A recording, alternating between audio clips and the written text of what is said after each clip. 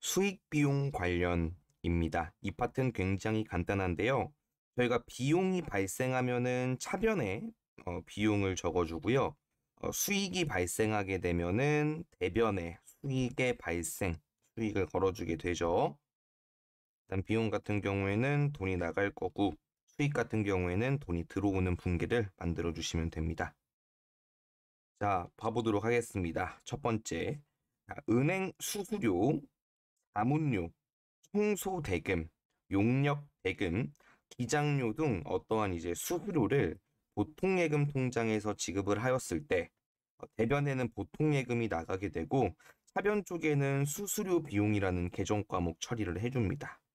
판관비라는 거는 판매비와 관리비, 즉 800번대 계정 과목 코드로 처리를 해라라고 봐주시면 됩니다.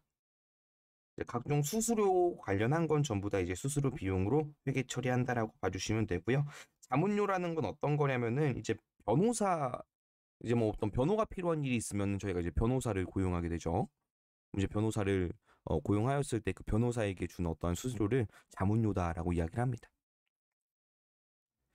자, 2번입니다. 회사 직원. 자, 이제 영업부, 경리부, 뭐 우리 부서죠, 그쵸?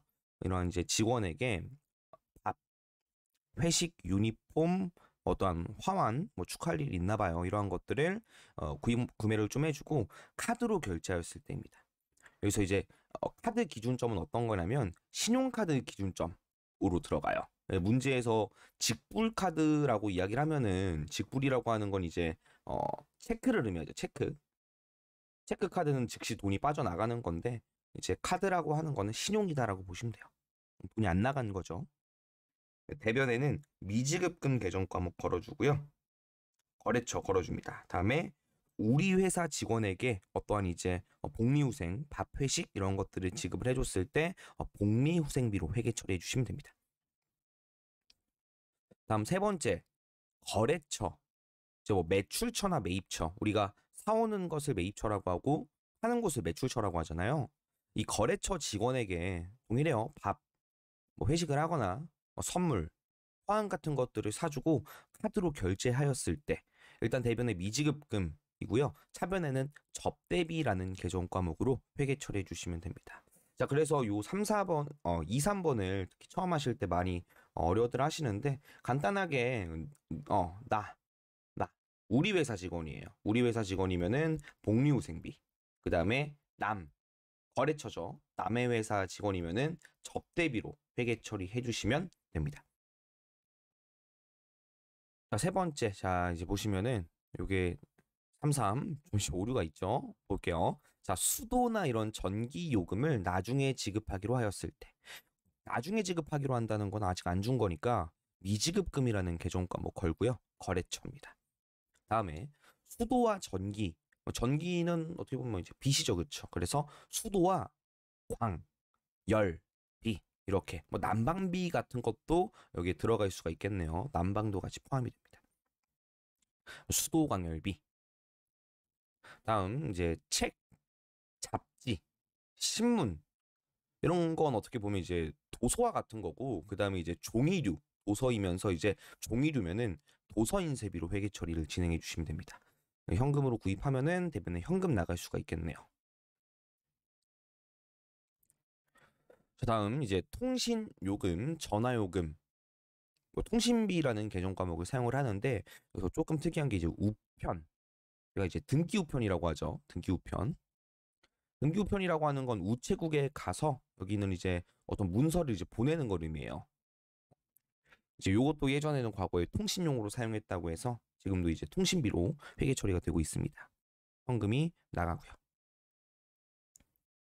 자, 직원에게 교육을 진행합니다. 가끔 이제 뭐 안전 교육이나 이런 것들을 이제 진행을 해요. 전화가 많이 옵니다. 회사에도. 그래서 이런 것들을 진행할 강사를 초청해서 훈련을 하고요. 현금으로 이제 돈이 지급됐을 때 차변에는 교육 훈련비라는 계정 과목으로 회계 처리합니다.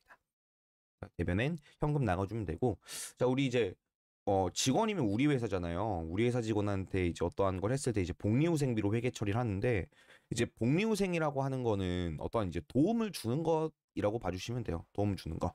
뭐 회식, 어떠한 이제 뭐 경조사 비용. 근데 뭐 물론 교육도 도움이 됩니다. 도움이 되는데 이제 교육과 관련해선 따로 이제 회계 처리하는 게 있다. 그래서 그거를 교육 훈련비라고 합니다. 자, 그다음 많이 쓰는 계정 과목이네요. 이게 차량 유지, 그다음에 이제 유류대 이제 기름이라고 합니다. 그다음에 월 정기 주차료 이런 차량에 대한 수익적 지출을 하고 현금으로 지급을 하였을 때 차변 계정 과목으로 차량 유지비라는 계정 과목으로 걸어주시면 됩니다. 되게 간단하죠. 뭐 기름은 왜 넣습니까? 차량을 유지하기 위해서 사용되는 금액이잖아요. 자, 상공회소 회비, 적십자 회비, 그다음에 이제 자동차세, 재산세 등을 현금으로 지급하였을 때 이거를 저희는 이제 세금과 공과라는 계정 과목을 사용을 합니다. 이제 세금과 관련된 계정 과목들이고요. 이 상공회소 회비나 적십자 회비는 잘 안 나와요. 근데 만약에 이제 회비라는 이런 키워드가 나왔을 때 세금과 공과로 회계 처리해 주고요. 그다음에 자동차세와 재산세 이거는 이제 분기마다 내는 거잖아요. 분기마다 내는 거기 때문에 여러 번 내는 건 세금과 공과 처리해 주시면 되고 저희 이제 저번에 유형자산에서 뭐 했냐면 취득세 했어요. 취득세. 좀 헷갈려요, 이러면. 취득세는 딱 한 번만 내는 세금이에요. 우리가 구입을 할 때. 얘 같은 경우에는 그 자산의 원가에 포함을 했습니다. 취득 원가에 포함. 그래서 뭐 했었냐면 차량에 대한 취득세면은 이제 차량 운반구고 건물에 대한 취득세면 건물이고 그다음 또 뭐 이제 토지에 대한 취득세면 토지로 회계 처리했습니다. 그러면 차량, 건물, 토지에 대한 자동차나 재산세는 세금과 공과로 회계 처리해 주시면 됩니다. 많이 혼동하는 부분이에요. 그 다음입니다. 자, 차입금에 대한 이자. 차입금. 과거의 돈을 빌린 거죠. 빌린 거. 돈을 빌렸으면 이자를 받습니까? 내야죠, 그렇죠? 그래서 대변에 현금이 나가고 차변에 이자 비용이 적힙니다. 한 번만 생각해 보시면 풀 수 있어요. 자, 외벽 도색, 자, 성능 유지 등 수익적 지출로 처리하실 때 어떠한 내용을 우리가 수익적 지출로 회계 처리하면요, 수선비라는 계정 과목으로 처리합니다. 제가 수수 외워버리면 간단하다라고 말씀드렸죠. 그리고 대변에 현금 나가시면 됩니다. 간단한 작업은 거의 다 이제 수선비 회계 처리가 됩니다. 네, 사무용품을 구입하였을 때 확인해 볼게요. 이제 문제에서 단 사무용품비라고 이제 처리할 것이라는 말이 나오면 차변에 이제 사무용품비 그대로 써주시면 돼요. 그럼 대변에는 현금 나가면 되겠죠. 뭐 카드로 긁으면 미지급금이 되겠죠. 자, 그다음에 요거 사무용품비 말고 다른 걸로도 쓰는 게 있는데 어떤 거냐면 사무실에서 사용할 휴지, 볼펜, 소모품을 구입하였을 때, 소모품을 샀을 때, 그다음에 소모품을 비용으로 처리하라고 하면은 소모품비라는 걸로 처리합니다. 그래서 이제 자산으로 처리할 것 이러면은 소모품이 됩니다. 소모품. 그러면 이제 비용으로 처리하라고 하면은 소모품에 기가 붙는 거죠. 이렇게 이런 식으로. 자, 그럼 여기 11번, 12번은요. 똑같아요. 위에 걸로 처리해도 되고 사무용품비로 처리해도 되고 소모품비로 처리해도 상관없습니다. 근데 이제 단 어떤 걸로 처리할 것이라고 하면은 그걸로 처리해 주시면 될 것 같아요. 자, 사회복지재단 태풍으로 피해를 입은 주민에게 현금을 지급을 해줬네요. 기부한 거죠, 그쵸? 말 그대로예요. 차변에 기부금 적어주시고요. 대변에 현금 적어주시면 됩니다. 다음 이제 14번입니다. 직원에게 이제 급여 100원 중 원천 징수 금액 2원을 제외한 나머지 대금을 현금으로 지급하였을 때입니다. 우리가 이제 회사에 입사를 하게 되면은 저희가 이제 사람이 이렇게 있죠. 노동을 합니다. 노동을 하면은 이제 회사 입장에서는 회계 처리를 진행할 때 여기 있는 이제 근로자한테 이제 급여라는 걸 이제 지급을 하게 되잖아요. 그쵸? 급여가 나가고 급여가 발생하고 그다음에 현금이 나가요. 이런 식으로. 그래서 회사 입장에서 이 급여를 직원한테 준다라는 건 비용인 거죠. 급여가 현재 100원이 발생한 거고 여기서 원천징수라는 게 어떤 거냐면 여러분들 원천이라는 말 이제 힘의 원천 처음 시작 지점 의미하잖아요. 처음에 징수, 그러니까 걷어버리겠다 이거예요. 세금을. 우리 회사를 다니게 되면은 이제 급여라는 게 발생하게 되면은 소득이라는 거 하잖아요. 소득. 이 소득에 대한 세금도 내야 되고, 그다음에 사대보험도 들어야 되고, 이런 보험료들을 회사에서 일정 부분에 대해서 미리 걷어둡니다. 그래서 회사 입장에서는 현금을 다 주는 게 아니라 예수금이라는 계정 과목을 통해서 먼저 수금을 해요.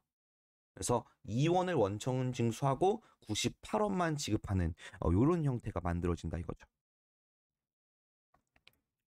그래서 원천 징수라고 키워드가 나올 수도 있고, 아래 문제 이제 보시면 똑같아요. 문제가 급여 100원, 소득세 2원, 이게 원천 징수해야 되는 내용이에요. 원천 징수라고도 나올 수도 있고 소득세를 걷는다라고 나올 수 있어요. 그래서 만약에 그렇게 나오면 예수금이라는 계정 과목 거시면 되고, 건강보험이라고 나올 수도 있거든요. 건강보험을 걷는다. 건강보험도 4대 보험이기 때문에 또 4대 보험 예수금 봐주시면 돼요. 나머진 현금으로 돈이 지급되면은 된다라고 봐주시면 되겠네요. 자, 요거 관련해서 제가 간단하게 사진 하나만 좀 보여드리도록 하겠습니다. 자, 요거 이제 건강보험 영수증입니다. 영수증. 그래서 이제 잘 보니까 요 사람 같은 경우에는 지금 30만 원이 이제 떼인 거죠, 그렇죠? 그래서 요거 같은 경우에는 분기가 이런 식으로 돼요. 급여, 그 다음에 돈 나가고 예수금. 그럼 이 사람은 지금 어떤 보험료로 뜯긴 예수금이 30만 원이 있다. 요런 내용인 거거든요. 내려가면 실제 문제는 뭐 요런 식으로 회계 처리가 돼요. 잘 보면 보통 예금에서 지금 이제 30만 원이 거래가 된 거고, 찾은 거니까 내가 이제 뺀 거죠. 그래서 급여 지급분에 대한 건강보험료를 납부기일에 국민은행 보통예금계좌에서 이체했답니다. 자, 건강보험료의 50%는 급여 지급 시 나오죠. 원천 징수한 금액이고요. 50%는 회사 부담금이에요. 당사는 회사 부담분을 복리후생비로 회계 처리를 하고 있다라고 합니다. 그러니까 30만 원 중에서 절반은 회사가 내주는 거고 절반 내가 내는 거예요. 예수금을. 그럼 어떤 식으로 회계 처리가 되냐? 과거를 생각해 보시면 돼요. 과거에 급여가 어떠한 일정 금액이 발생했을 거고, 다음에 돈의 일정 금액이 나갔을 거고, 아까 위에 4대 보험 보셨죠? 예수금으로 30만 원이 현재 이제 뜯긴 상태인 거예요. 이렇게.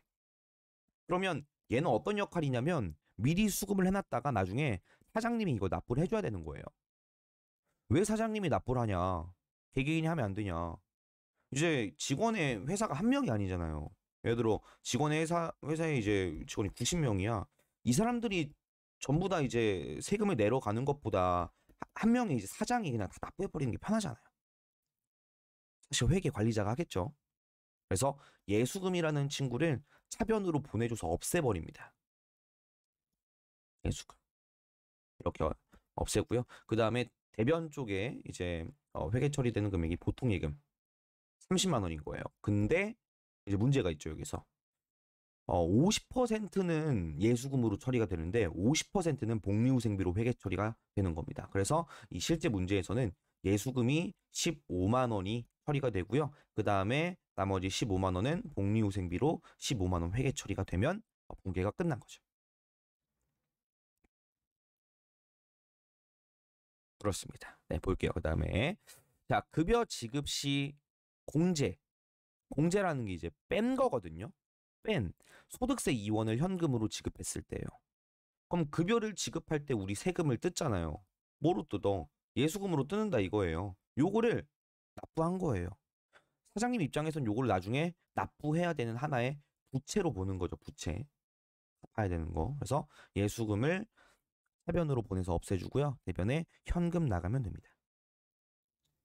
많이 등장할 겁니다. 그래서 뭐 소득세, 그다음에 원천징수 이런 키워드들 기억해 주시면 됩니다. 급여에서 좀 시간을 많이 썼네요. 다음 볼게요. 일용직 근로자에게 급여를 지급했을 때, 자 이럴 때는 급여를 쓰는 게 아니라 일용직 근로자면 한 번 나오고 안 나올 사람이에요. 알바죠, 그렇죠? 아르바이트생 잡급으로 회계 처리되고요. 대변에 현금입니다. 일용직이면 잡급 기억해 주세요. 자, 상여금을 보통예금 통장에서 지급하였을 때 상여금이라고 하는 거는 우리 회사 직원이 조금 열심히 해서 예를 들어 우리 회사 매출이 이번에 이제 2억이었는데 직원들이 열심히 해서 이제 4억이 됐어요. 2배 늘었죠. 직원들이 잘한 거잖아요. 대부분 사장이 잘하진 않아요. 네. 그래서 이럴 경우에 우리 직원 잘했다고 이제 상여금을 이렇게 처리해 줍니다. 차변의 상여금, 대변의 보통예금. 여기는 상여금도 이제 세금 뗄 수 있습니다. 그럼 세금 떼면 그게 예수금이 되는 거예요. 그리고 잡급도 마찬가지죠. 잡급도 만약에 소득세를 뗀다, 예수금이 되는 겁니다.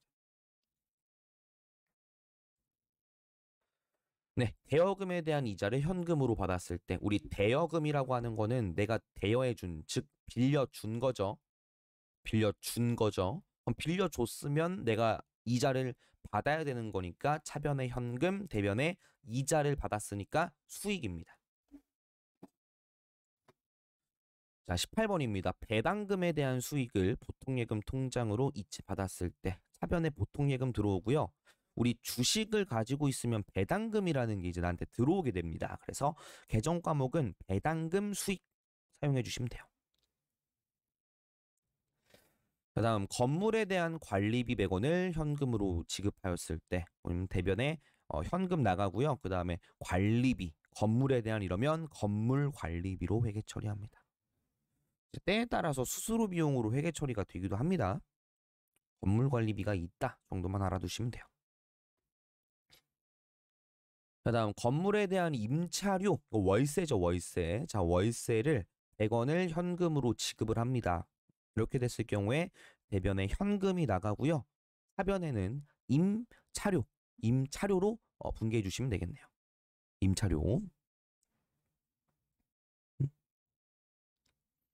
자, 이건 중복 문제네요. 자, 중복 문제가 아니네요. 이게 내용 말이 좀 달라졌네요. 왜 이렇게요? 자, 건물에 대한 월세 100원을 현금으로 지급을 했습니다. 자, 그러면 내가 지금 현금을 내보냈다라는 거는 월세를 내가 지급했다. 즉 나는 임차인이다라는 거죠. 임차인. 임차인. 그래서 차변에는 임차료라고 회계 처리해 주시면 되는 거죠. 임차료. 임차료. 난 임대인은 아니니까. 자, 21번입니다. 건물에 대한 임대료 100원을 현금으로 받았습니다. 차변에 현금 100원이고요. 대변에 임대료라는 요 수익을 발생시켜 주시면 되는 거죠. 자, 22번입니다. 건물에 대한 월세 100원을 현금으로 받았습니다. 그럼 이제 월세를 받았다라는 게 나는 건물주잖아. 건물주. 난 물주면은 임차인이 아니라 임대인이 되는 거죠. 임대인. 임대인. 그러면 난 임대료라는 수익을 받은 겁니다. 대변에 임대료 수익 발생. 자, 건물 외벽 도색을 했습니다. 자, 외벽에 도색을 한 거면은 이제 허름한 거에다 이렇게 칠한 거죠. 100원을 현금으로 지급했고요. 수익적 지출이면 우리 이거 계정 과목이 수선비였죠.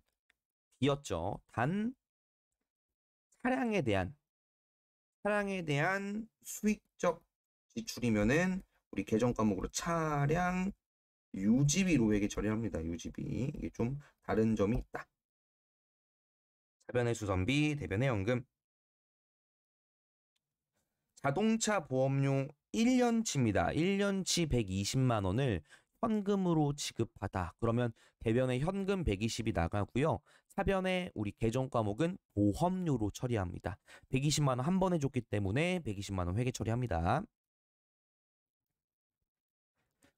네, 상품을 매출하고 운송비 100원을 현금으로 지급했습니다. 그러면 대변에 현금 100원이 나가고 상품을 매출했을 때 운송비라고 하는 건 우리 운반비 뜻하죠. 이거 별도로 잡잖아요. 그래서 차변에 운반비 100원을 분기해 주시면 되고 만약에 문제에서 제가 이렇게 한번 바꿔보겠습니다. 자, 이거는 빨간색으로. 자, 매출이 아니라 매입이에요. 매입. 자, 매입하고 운송비 100원을 현금으로 지급을 했을 때 이렇게 되면은 돈이 아니라 현금이라고 제대로 쓰겠습니다. 자, 대변에 현금 100원. 그 다음에 차변에 운반비로 처리하시면 안 되죠. 왜냐면 내가 구입할 때는 원가에다가 포함을 합니다. 포함. 운반비 같은 것들 포함을 시키죠. 그래서 계정 과목으로는 상품이라고 분기 처리해 주시는 게 맞는 거죠. 매입했을 땐. 근데 매출이기 때문에 운반비로 회계 처리해 주시면 됩니다.